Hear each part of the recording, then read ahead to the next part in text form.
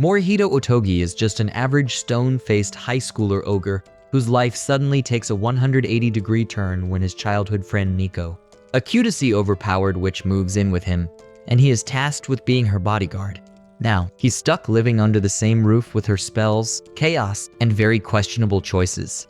The story begins with Nico saying goodbye to Morihito while reaching out her hand toward him. With tears in her eyes, she thanks him for always protecting her and promises she's going to train really hard and become an incredible witch.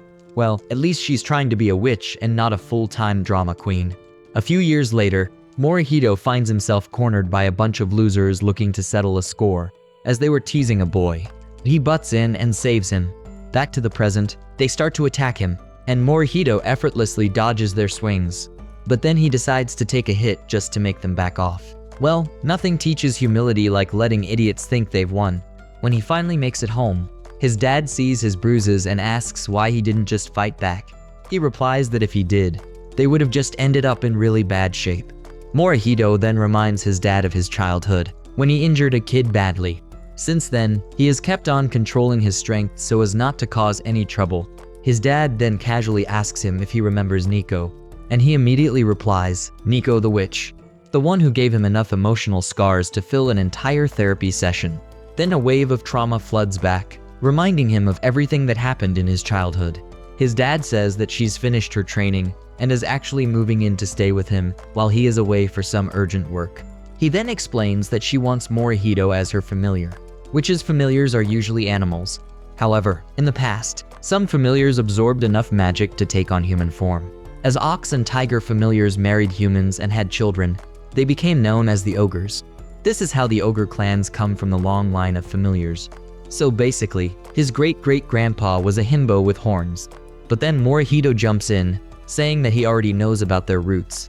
But the whole thing is so outdated, and nobody really does a master-servant relationship anymore.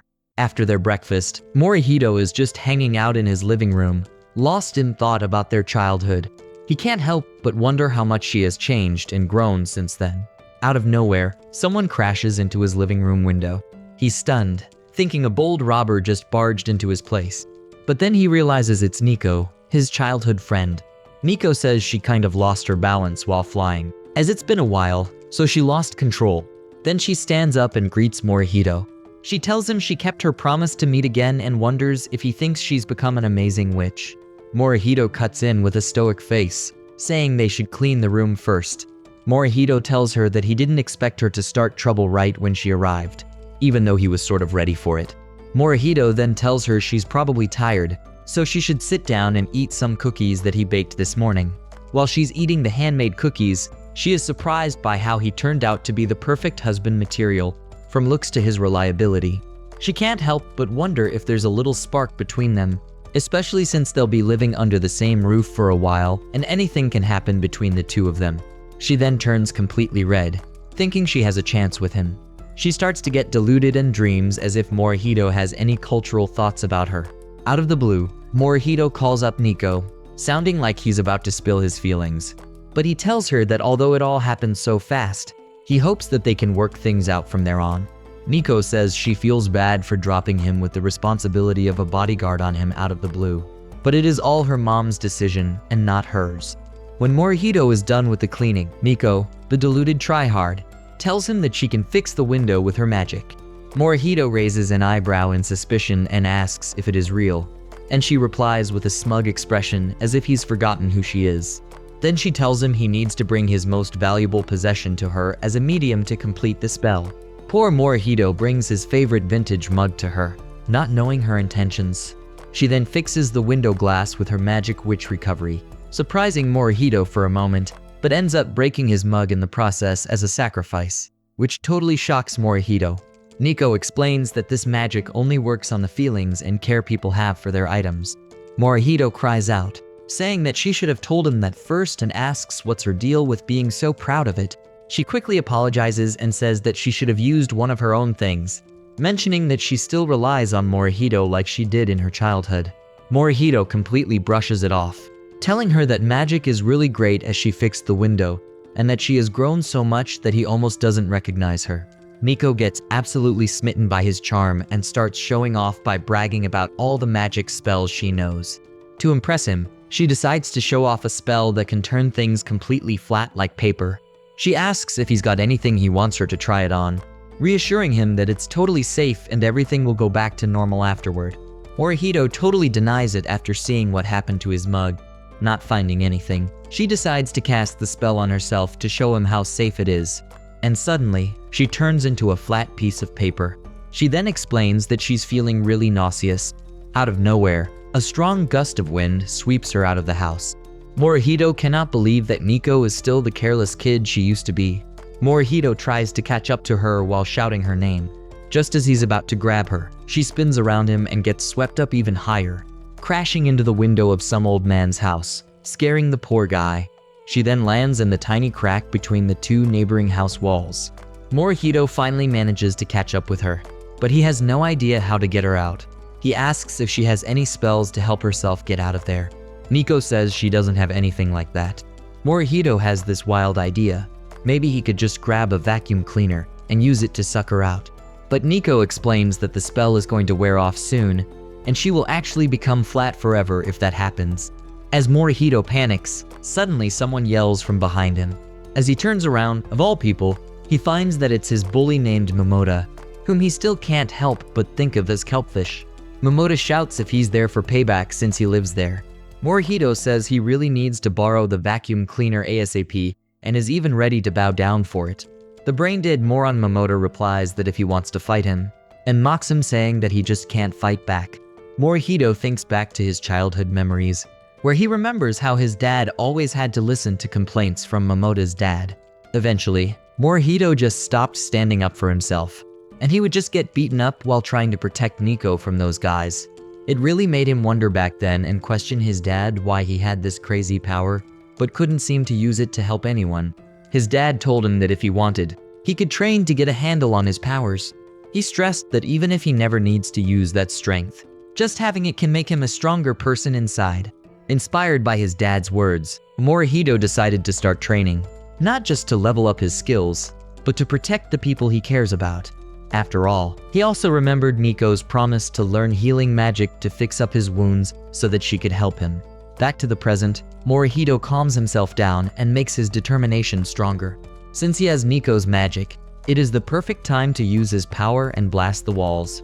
He then starts emitting a powerful aura, and glancing at his aura, Momota agrees to hand him over the vacuum cleaner. Realizing he is out of time, Morihito punches straight through the wall and shatters it. Then he quickly grabs Nico's hand and pulls her out of the wall crack. Her spell comes off right after, and she turns into a human again. Nico gets really happy and hugs Morihito. The moron Momota suddenly recognizes her as Nico from their childhood, to which Nico says if he's their childhood bully Kelpfish. The half-wit bully goes crazy when he hears the nickname and demands that they fix the wall Morihito destroyed. Morihito asks Nico to use magic recovery. Nico asks if there is anything nearby that is important to someone, and Morihito replies that there is indeed something, Momota's hair, as it is more important to him than his life itself. Nico steps in with her magic and quickly repairs the wall while sacrificing Momota's hair in the process, leaving him completely bald and confused. Morihito can't help but mock him and thanks him for donating his hair to patch things up. While walking back home, Nico turns to Morihito and asks if it's cool to have sacrificed the bully's hair to settle things. Morihito replies that it's alright as they're even now, making Nico smile. Understanding that the issues are resolved, Nico suddenly stops and asks Morihito for a favor, leaving Morihito confused. The next moment, she's out shopping and Mori's carrying all the bags. He asks her if she really needs all this stuff, even though she's starting a new life, and mentions that his arms are about to give up. She just laughs it off, saying he's an ogre, so carrying the bag should be a breeze for him. But suddenly, she gets an idea. Why not try out a magic spell to lighten the load? So she casts super light magic on the bags. Morihito is totally taken by surprise at how easy it suddenly feels to carry the bags. Morihito praises her magic for being useful, which makes her very happy. Then Morihito warns Nico that if she plans on announcing to everyone that she is a witch, it may attract all sorts of trouble for her and can also put her life in danger. She asks him if he wants her to stay locked up in the house and reminds him that witches are supposed to use their magic to help others. as it's an ironclad rule for them. She explains that their magical abilities grow when they help people, but if they stay isolated, it can lead them down the path of dark magic. Nico explains that although it might be a burden on Morihito, it's also an important period for her to complete her training, as she dreams of becoming a wonderful witch who can help everyone. Listening to this, Morihito realizes that Nico has a dream, and for that to happen, she needs to interact with as many people as she can to grow her magic.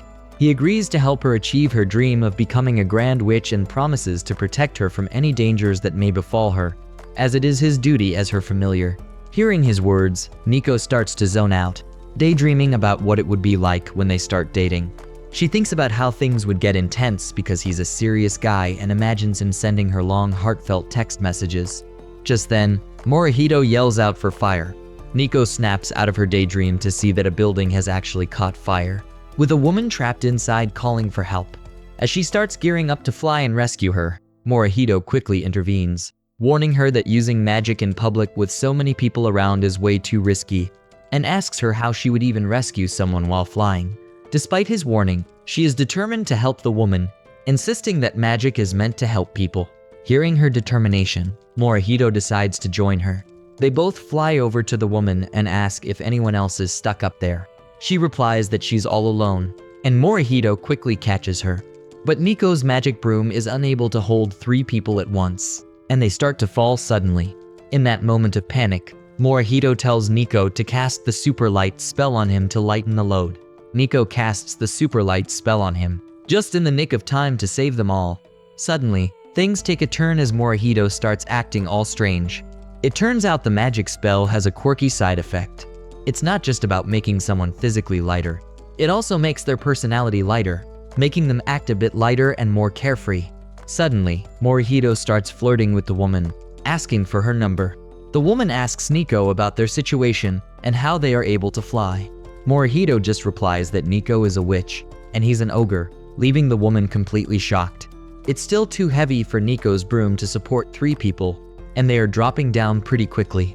Morihito tells Nico to land them at the park below, but Nico decides to use the same spell on herself as well, which helps them all land smoothly in the park. As Nico and Morihito celebrate their landing, the woman thanks them for saving her life. She's curious about who they are and shocked at how cheerful they seem. Nico then suddenly remembers that they left their stuff back on the street, and with a silly pose they say goodbye. Once they get home, both of them wonder why all their stuff feels way heavier than before. Nico then checks her magic book and discovers that there is a side effect. When the magic wears off, the objects become heavier. Hearing this, Morihito freaks out, crashing to the ground and mentioning that he feels like his body has turned to lead.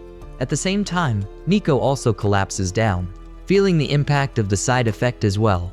After they recover from the side effects, Morihito can't shake off the craziness of the day. He thinks back to everything that has happened, breaking the window, turning into a flat piece of paper, falling into the crack, and rescuing someone from a fire. Both of them start feeling a bit down and begin talking about their day, sharing their thoughts and frustrations. After the day ends, Nico changes into her pajamas and gives Morihito a little bow to show him her undergrown melons, acting like they're newlyweds. She mentions that even though she's new to all this, she really hopes Morihito will take care of her for a long time, as their new life begins tomorrow.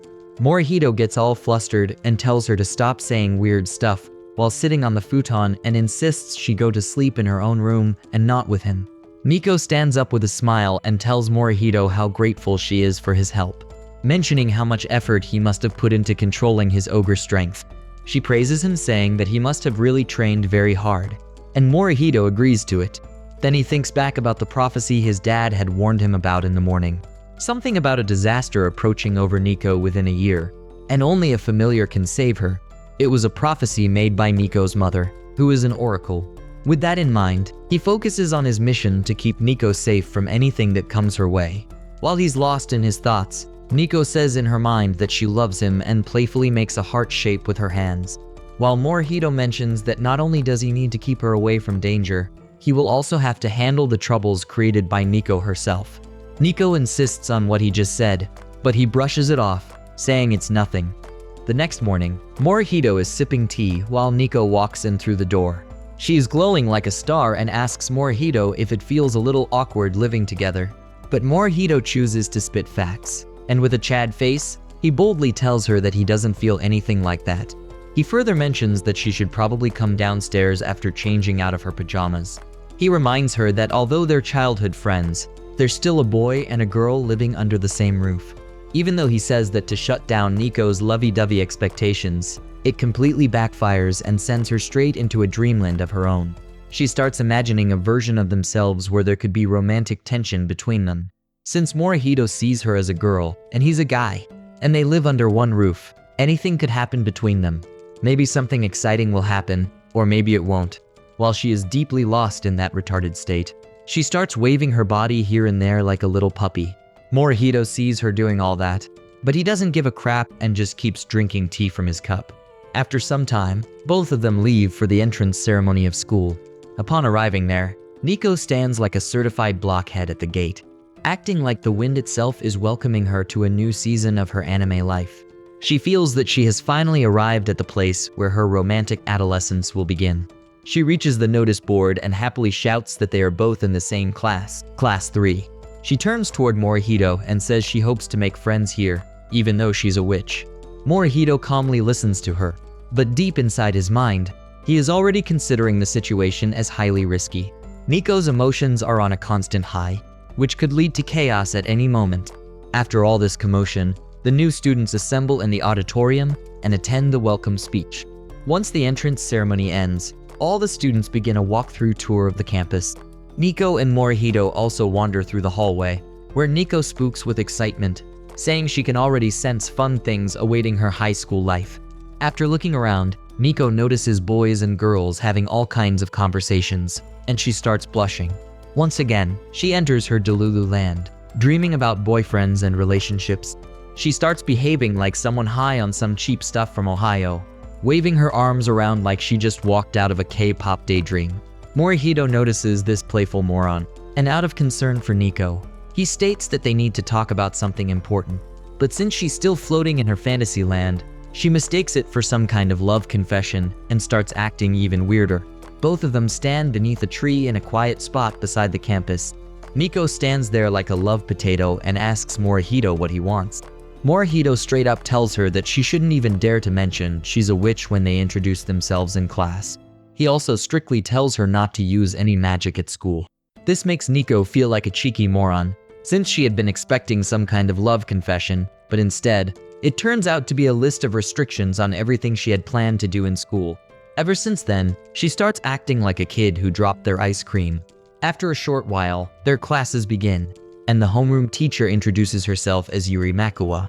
She's a total drama queen, and all the boys in class start acting like idiots who have just fallen in love at first sight. Yuri drags out her introduction a bit, sharing details about her hobbies. Inside her head, she introduces herself as a manga-reading super otaku who even buys up all the fanfiction. But she figures that would sound way too cringy and wouldn't fit her ultimate goal of becoming a super cool teacher. So, in the end, she mentions that her hobby is dancing the mambo. She then starts randomly calling out names from the roster and asks each student to introduce themselves when their turn comes. Morihito silently reminds Nico not to mention that she's a witch. Nico agreed at first, but deep down she feels disappointed. She really wants to help people at school with her magic powers. Morihito also thinks to himself that he doesn't like the idea of hiding her identity against her will, but he knows he has to be careful, since his father warned him about the prophecy where a disaster will befall Nico within a year. The teacher starts calling out names, and the first one is Kawashihara, who introduces himself and tells everyone that his stomach hurts a lot. The second peasant introduces himself as Isituyoshi, proudly claiming he has a strong will because he's been going sleeveless since 2nd grade.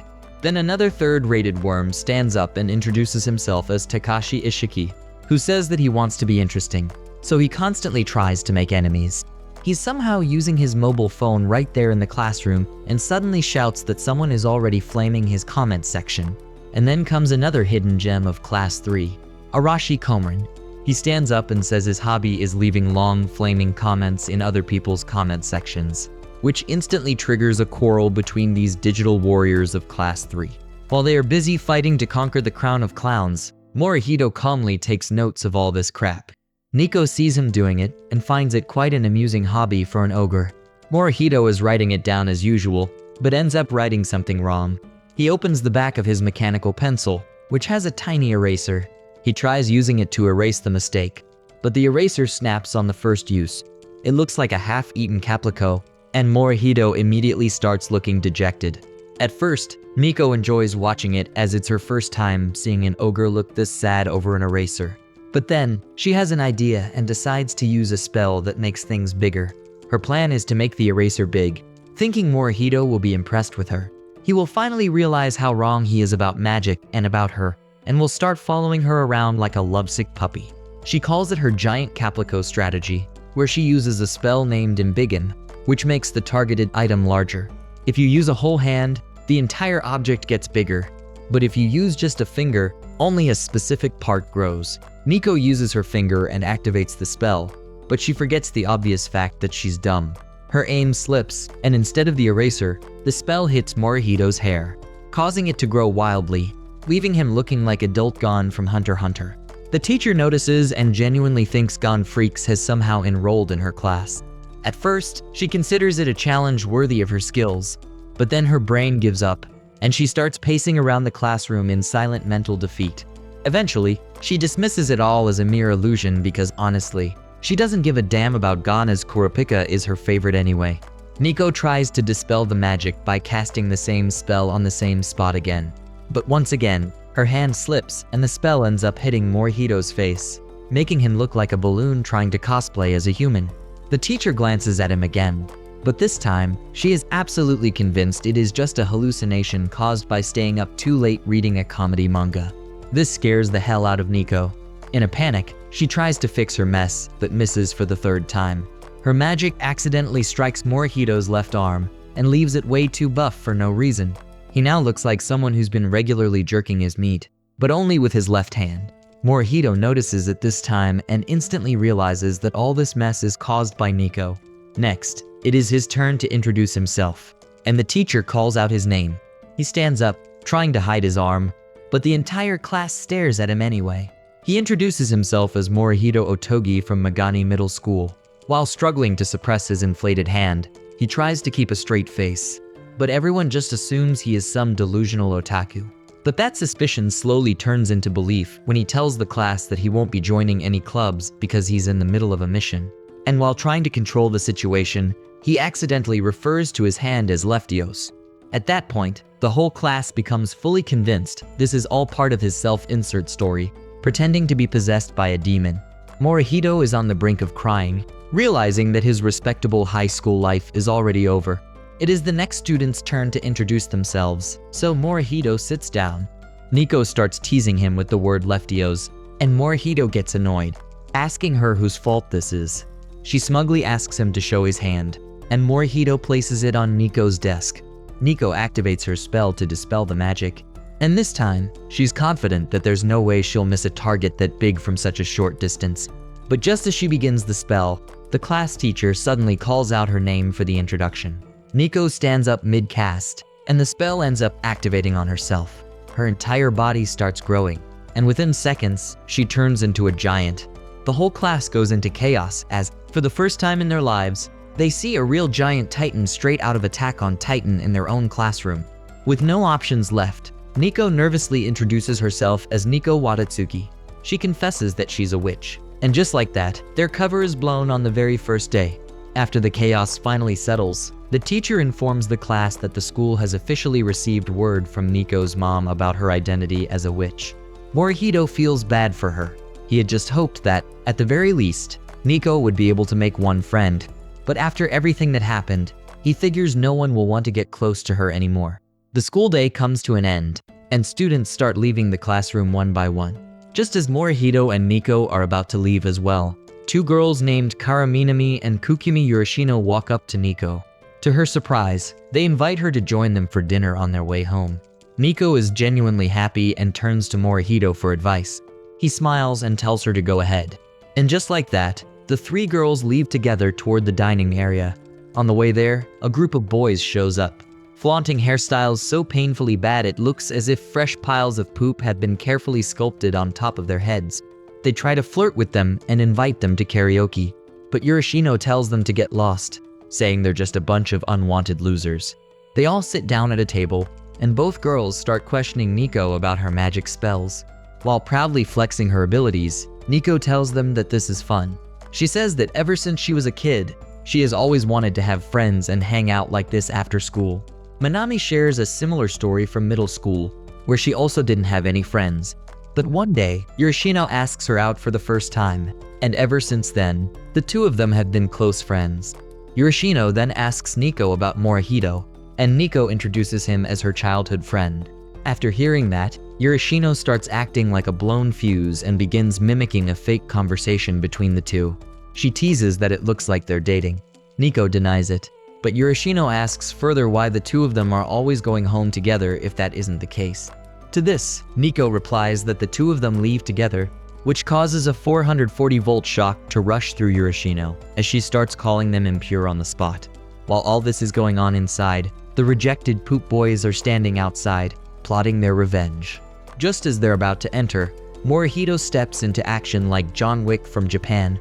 Back inside the cafe, Yoshino is still asking Nico for more details about Morihito. Since Nico says they aren't dating, Yoshino casually asks if she can be introduced to him. Since she is looking for a boyfriend, Nico pauses for a second, then starts saying Morihito is a weak wimp when it comes to fighting. She further says that he's selfish, way too pushy, and definitely not cool at all. Meanwhile, Morihito is outside the cafe, beating the crap out of those wannabe Gen Z gangsters. He then casually disappears like a spy ninja once the job is done, quietly keeping an eye on Nico from a distance to protect her. The girls leave the cafe and talk about how reality is often disappointing. They agree it is a letdown that Morihito's face is the only good part and advise Nico to keep her distance to avoid getting attacked. The next day, students are buzzing around Nico, asking her all sorts of dumb questions. Morihito feels genuinely happy as Nico finally seems to be getting along with others. But then he checks his own situation and realizes he's now surrounded by a swarm of legends overflowing with the kind of intelligence that could melt brain cells. One student asks Morihito if he can convince Nico to turn him into a chair. Another says he wants her to teach him how to shoot a Kamehameha. Suddenly, Yoshino pops out of the crowd and asks Nico to show everyone a bit of magic. Nico gets carried away by the attention and decides to go all in with a spell that shifts gravity sideways. She activates the spell, and when the homeroom teacher enters the classroom, the entire place looks like the Infinity Castle from Demon Slayer. For a moment, she actually wonders if Nakame has kidnapped her, but thankfully, that isn't the case. She then introduces the first class of the day, with the topic being class friendship recreation. She suggests that the students play Fruit Basket, a game that she used to play back when she was a student, but to the geniuses of Class 3, this idea feels painfully lame. They immediately question why they need to play childish games when they have a real magician in the class. Morihito tries to convince them that magic isn't something to play around with, but his words are rejected instantly, treating him like the background dialogue of some forgotten NPC in a low-budget anime.